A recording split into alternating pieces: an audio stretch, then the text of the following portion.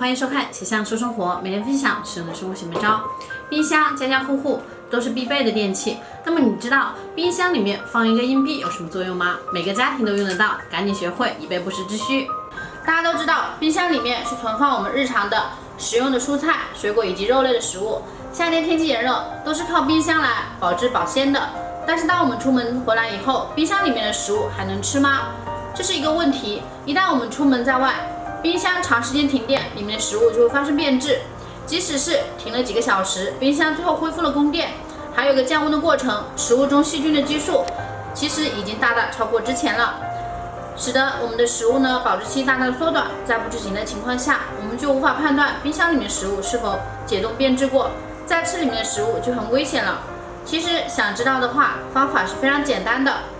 首先呢，我们需要准备一个一次性杯子，并且呢在里面倒满水，然后给它放在我们冰箱的冷冻层。等这杯水结冰后呢，将硬币放上去。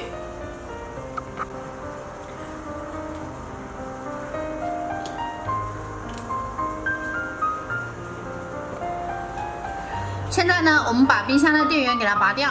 1个小时之后，硬币的位置并没有发生变化，但冰块有裂纹，表层有融化的迹象。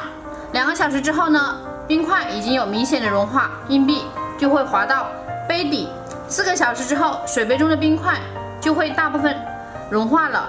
6个小时之后，冰块就会全部都融化，硬币在杯底的位置清晰可见。这个方法呢，小象提前做过实验，大家可以了解一下。硬币一旦滑入杯底，冰箱至少就已经断电2个小时了。当硬币在顶层没有停过电，当硬币在杯中短暂停电，当硬币在杯底长时间停电，那么冰箱断电之后，里面的食物还能保鲜多久呢？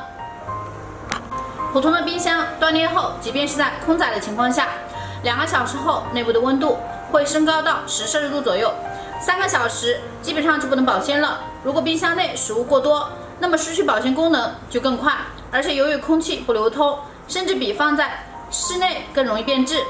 但是呢，有专家指出，如果停电在4个小时以内，冰箱里面的食物完全是可以食用的。